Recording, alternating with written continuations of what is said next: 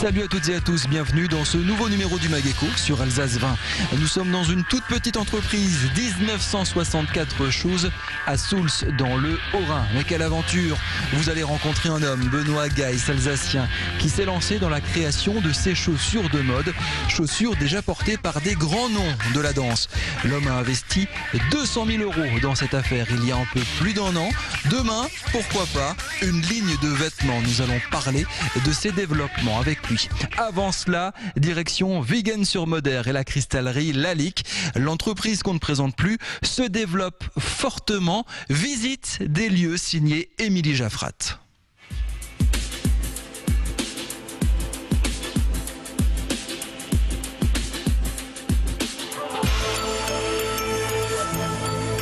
Spécialisée dans l'art déco, Lalique produit des pièces d'excellence sur un marché très concurrentiel, celui de la cristallerie. Mais les quelques 400 000 pièces qui sortent chaque année de ces ateliers de Vigen-sur-Moder sont uniques. Lalique est sculpteur de lumière et son style est reconnaissable. Sur les pièces Lalique, c'est ces effets de lumière grâce au verre qui est satiné, un léger dépoli acide qui est ensuite rebrossé à la main. Et ce rebrossage permet à la lumière de rentrer dans le décor, de pénétrer dans le décor et d'irradier sur les pièces comme vous le voyez sur ce vase de la nouvelle collection. 5,5 tonnes de cristal sont travaillés tous les jours ici. Un cristal produit sur place, puis travaillé pendant de longues minutes. 30 personnes s'occupent du verre chaud. Au niveau cristal chaud, on a des pièces qui requièrent pratiquement une demi-heure de travail à chaud. Sachant que le cristal chaud, il faut aller très vite parce qu'il refroidit, il se fige. Donc on est limité dans le temps, il faut le réchauffer, il faut le manipuler, le former, le couper, le ciseler, etc. Le presser aussi, surtout. Et on a quand même des équipes qui montent jusqu'à 9 personnes.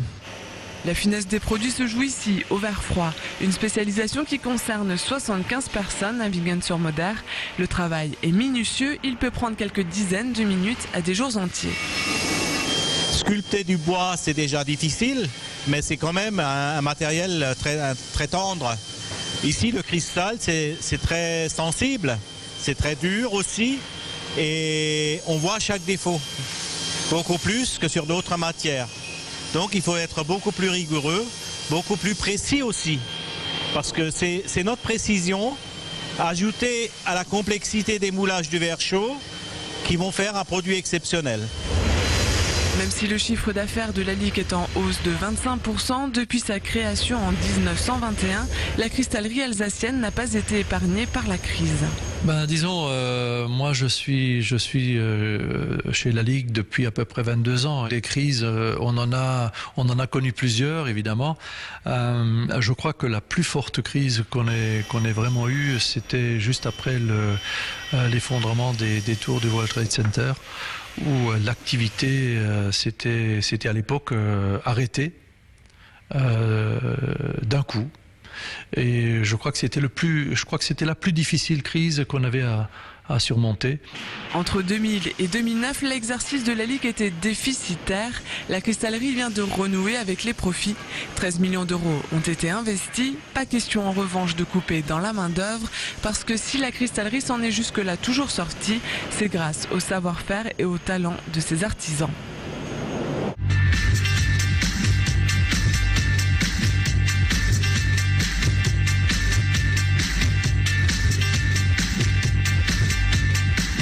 Elles sont pas belles, ces chaussures dessinées en Alsace par Benoît Geiss, 1964 Shoes. Nous sommes dans un petit atelier entrepôt à Souls avec Benoît, le créateur. Bonjour. Bonjour. C'est le début de quelque chose, c'est ce qu'on se disait avant de démarrer cette interview. Oui, je suis tout à fait d'accord avec vous. C'est les prémices d'une nouvelle marque de chaussures alsaciennes. Ça fait un petit peu plus d'un an que vous êtes lancé dans ce projet.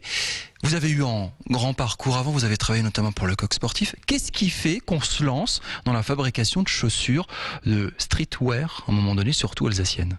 L'envie d'être différent, de trouver une chaussure vraiment adaptée à différentes pratiques.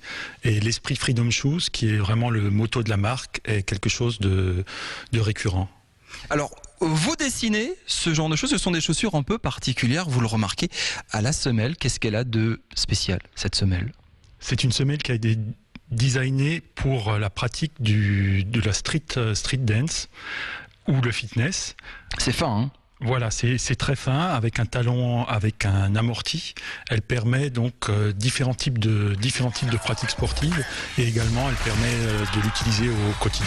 Et là, on se dit, moi, je fais pas de street dance, j'achète pas. Vous pouvez acheter parce que justement vous pouvez l'utiliser au quotidien. Moi je l'utilise d'ailleurs au quotidien. C'est une chaussure qui est très agréable à porter et donc elle a des particularités. Elle a les doubles zips qui vous permettent de la chausser, de l'enlever très très rapidement. C'est un danseur, hein, c'est un prof de danse qui est venu vous voir en disant je trouve pas de chaussures à ma taille. En gros c'était comme ça. Puis vous avez dessiné ce genre de choses. Voilà, c'est un danseur qui est venu me voir et qui m'a demandé de créer une chaussure vraiment polyvalente qui pourrait lui permettre de faire des entraînements aussi bien sportifs que des entraînements un peu plus conventionnels. Et il n'y avait absolument rien sur le marché, donc on est parti d'une feuille blanche. Conçu ici dans la région, vous travaillez comment pour dessiner une paire de chaussures comme ça? Donc dans un premier temps, on part toujours d'une feuille blanche, comme je vous disais, le crayon, on cherche les lignes de force. À partir du moment où on a trouvé les lignes de force, ensuite c'est un travail plus technique. On passe sur l'ordinateur, on réalise des planches via des logiciels dédiés. Et pour créer des planches techniques et les envoyer directement au fabricant. Ce n'est pas fabriqué en Europe. Est-ce que, le succès aidant, vous pourriez imaginer de faire fabriquer ça ici?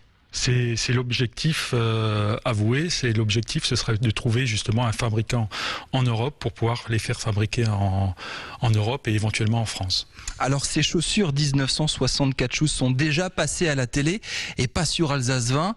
Racontez-nous un peu par hasard, les participants à Dance with the Stars, Danse avec les stars, ont porté ce genre de chaussures et ça vous a donné un petit coup de pub? Oui, ça nous a donné un petit coup de pub. Les gens comme la chanteuse Shaim ou alors Sheila ou les danseurs comme Maxime ou Katrina ont porté ces chaussures pendant les entraînements. Et donc ils ont été conquis par la chaussure et par sa souplesse et par sa simplicité d'utilisation. Vous avez écoulé l'an dernier à peu près 10 000 paires de chaussures. L'objectif à terme sur une saison, vous avez déjà quelques chiffres en tête, quelques données?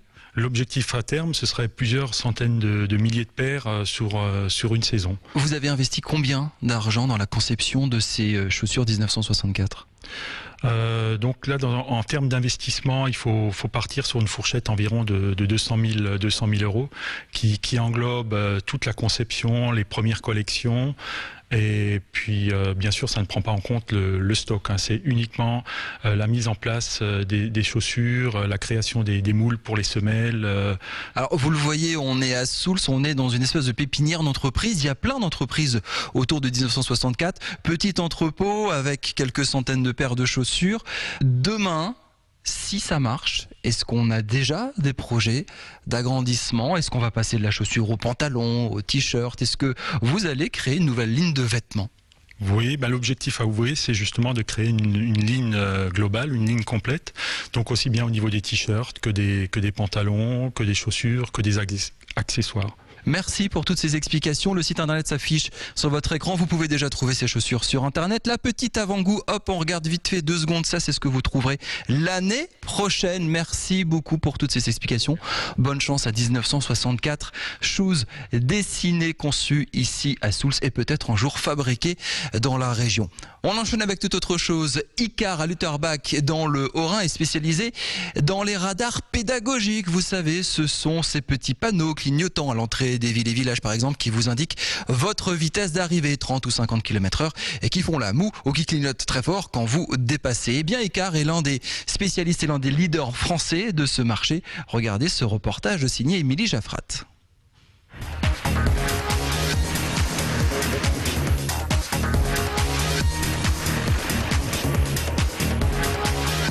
Ces radars pédagogiques sont fabriqués en Alsace, du côté de Wittelsheim, par la société Icar. La petite entreprise alsacienne est leader en France. Elle est née il y a 3 ans. La fabrication est française. Les cartes à puce viennent du Jura, la métallerie d'Alkirch. 210 machines ont été vendues la première année. 3 ans plus tard, en 2012, c'est 1200 radars qui devraient s'écouler. Mais voilà, ce marché a ses limites et il devrait se stabiliser d'ici 2015. Il y aura toujours du réassort sur ces produits-là, puisque des personnes sont installées depuis 2006.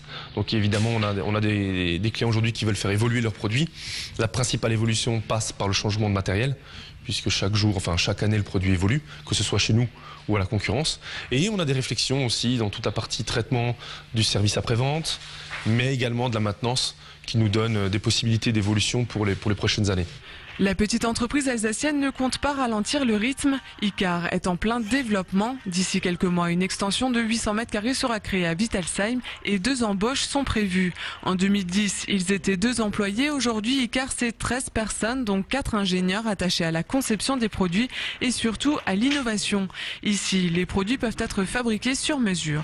J'ai apporté une notion toute particulière au bureau d'études pour qu'on soit maître de notre développement et qu'on ne dépende pas d'un bureau d'études ou d'un cabinet extérieur. Ce qui est pour nous très important, puisque ça nous permet de faire évoluer rapidement les produits et d'apporter des solutions aux clients de manière très réactive. Côté innovation, le radar pédagogique est passé de mode. Icar planche déjà sur de nouvelles solutions dédiées à la prévention routière en prévision de 2015. C'était un vrai plaisir de vous avoir fait découvrir cette aventure 1964 Shoes. Benoît Geiss ici à Souls. Vous pouvez découvrir ces modèles sur le site internet qui s'affiche en bas de votre écran. Merci d'avoir suivi l'Écho sur 20 toute cette saison sur Alsace 20. Je salue toute la rédaction qui m'a beaucoup aidé pour la réalisation de ce magazine. Alsace20.tv pour revoir ce numéro et tous les autres. Je vous souhaite d'excellentes vacances. La semaine prochaine, retrouvez Kevin Rouen pour Alsacez-vous dans le vignoble alsacien. Salut, à très bientôt.